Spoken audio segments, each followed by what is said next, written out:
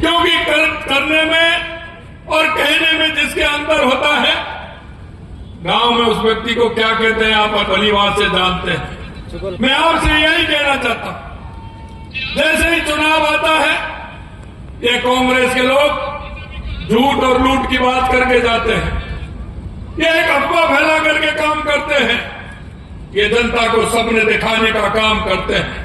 मैं आपको इतना ही कहना चाहता हूं, ये कांग्रेस के लोग वो हैं, यहां तो हमसे कह रहे हैं ईआरसीपी आप ला रहे हैं, आप कितना पानी दोगे? मैंने कहा हम जितना हमने कहा है उतना देंगे। कि नहीं आपको इतना देना है। मैंने कहा आप कौन होते हो? आपने कभी प्रोजेक्ट बनाया हो, आपने कभी मांग की हो, आप कभी ईआरसीपी की बात की हो तो हम आपकी बात सुने, हम क्यों सुने? लेकिन हमने कहा विधानसभा के अंदर आप बताइए आपको कितना पानी की बात करना चाहते हैं? उन्होंने कहा इतना पानी चाहिए, हमने कहा उससे ज्यादा लाएंगे। और मैं आपको विश्वास दिलाता हूं कि जो हमने विधानसभा में कहा उससे ज्यादा पानी लेकर के हम ईआरसीपी में आएंगे, ये हम काम करके दिखाते हैं। और यही नहीं, यहां तो बात कहते हैं, मैंने कहा था कि यमुना समझौते की आप बात करते हो, आपने कभी जीवन में, क्योंकि सबसे ज्यादा अगर इस प्रदेश में राज रहा तो कांग्रेस का राज रहा, कांग्रेस थे वो नेता, क्यों नहीं आया ध्यान की हमारे शेखावाटी के हमारे तीनों जिले सीकर, चूरू, झुंझुनू के लिए पानी आना चाहिए। लेकिन मैं आपको एक बात कहना चाहता हूं, एक कांग्रेसियों की करनी और कथनी में अंतर देखिए। हमने जब कहा कि यमुना जल सौदे को लेकर के आएंगे, हमने एमओयू किया, लेकिन इन्होंने घोषणा पत्र में हरियाणा के अंदर कांग्रेस के लोगों ने क्या लिखा वो मैं आपको बताना चाहता हूं। इन्होंने घोषणा पत्र में लिखा कि राजस्थान और हरियाणा के बीच में जो यमुना का समझौता हुआ है, अगर हमारी सरकार हरियाणा में बनेगी तो हम इसको रद्द करेंगे, इसको रद्द करेंगे। हम जब हरियाणा के चुनाव प्रचार में मैं गया तो मैंने हरियाणा में कहा कि आपने कह तो दिया कि हम रद्द करेंगे, आपकी सरकार आएगी जभी तो रद्द करोगे। राजस्थान के अंदर कुछ कहते हैं, हरियाणा के अंदर कुछ बात करते हैं, और आपने देख लिया। अरे ये मैं आज झुंझुनू के अंदर कहा था राजवीर जी भाई साहब, मैंने अरे वो शेखावाटी के लोग हैं, क्योंकि शेखावाटी हमारे भामाशाहों के लिए जानी जाती है। मैं अभी यूके भी गया, जर्मनी भी गया, वहां भी मेरे को वहां के सेठ मिले। अरे उन सेठों ने तो काम किया, वहां की जनता काम करती है, प्याऊ लगाती है, लोगों को पानी पिलाती है, गायों को पानी पिलाती है, पक्षियों को पानी पिलाती है। जब उन्होंने देखा कि ये पानी हमारे को रोकेंगे तो ये भाव आत्मा का वहां भी गया, और वो भाव मिलकर के हरियाणा में भारतीय जनता पार्टी की सरकार बहुत बड़े बहुमत के साथ बनी। ये हमारा काम कि हमने जो संकल्प पत्र में जो वायदे किए थे, एक एक वादा हमारा 10 महीने का काम है, आप देख लीजिए। हमने एक एक वादा जो किया था उसको हम पूरा कर रहे हैं, और आज मैं कह सकता हूं उन वादों के हम लगभग 50% वादे हमने 10 महीने के अंदर पूरे किए, जबकि हमारे वादे 5 साल के लिए थे।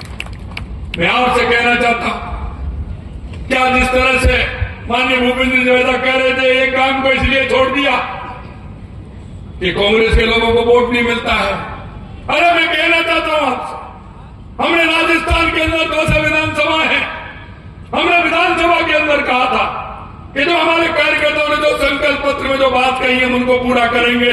और मैं आपको विश्वास दिलाता हूं, एक भी विधानसभा 200 में से ऐसी नहीं है कि जिसमें हमने विकास के काम बजट में नहीं दिए हो।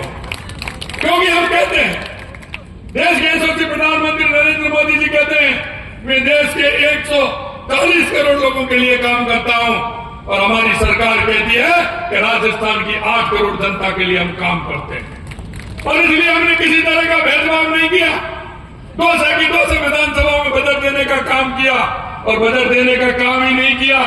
15 जिले लाभान्वित होंगे, पीने का पानी भी मिलेगा, किसान को भी पानी मिलेगा, उद्योग के लिए भी पानी मिलेगा। और बिजली की मैं बात करूं, हमारे किसान भाई हैं, क्या स्थिति हो रही थी, लेकिन हमने कहा है कि किसान को आने वाले 2027 तक हम दिन में बिजली देने का काम करेंगे। और मैं आज आपको विश्वास दिलाता हूं कि 2027 तक दिन में राजस्थान के किसान को दिन में बिजली देंगे।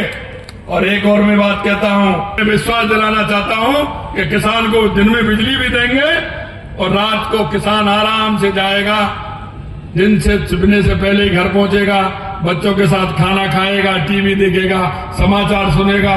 क्योंकि नहीं तो किसान को क्या होता है, और तो घर आते हैं और किसान जंगल में जाता है अंधेरे में। इस तरह की बिजली की हालत। मैं आपको कहना चाहता हूं कि इस काम को भी हमारी सरकार करेगी। अंत में मैं घोषणा पत्र, संकल्प पत्र हमारा जो हमने वायदे किए थे और आपकी जो बजट की रामगढ़ के अंदर हमने दिया है, अरे ये तो एक राजस्थान की पहला बजट था, ये तो एक टेलर है, टेलर अभी तो ये तो टेलर है राजस्थान के बजट का। लेकिन आने वाले समय में राजस्थान विकसित राजस्थान बनेगा, राजस्थान विकास की ऊंचाइयों को छुएगा, राजस्थान देश का पहला राज्य होगा, यह मैं आपको विश्वास दिलाना चाहता हूं। मित्रों, मैं इतना कहना चाहता हूं आपसे कि हमने आवास योजना से लेकर के वृद्धों के सम्मान से लेकर के हमने जिस तरह का काम किया है, मैं आपको इतना ही ध्यान दिलाना चाहता हूं कि भाजपा ने इस मेवात की भूमि पर हमारे इस क्षेत्र में जो हमने काम किया है, इसको और हम बढ़ाएंगे।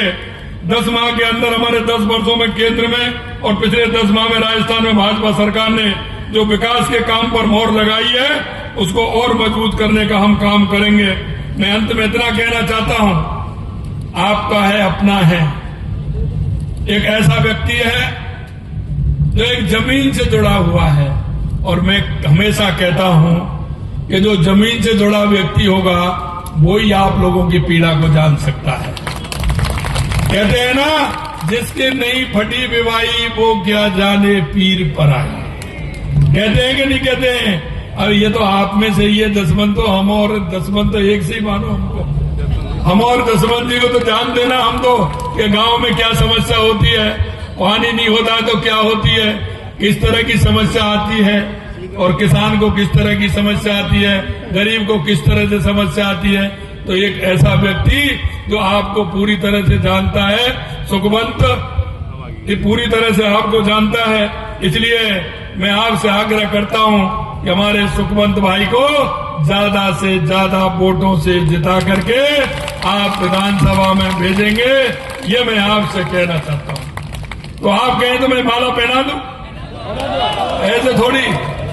पीछे वाले क्या कह रहे हैं? पीछे वाले पहना दूं? तो बोलिए भारत माता की, भारत माता की, भारत माता की, रामगढ़ की।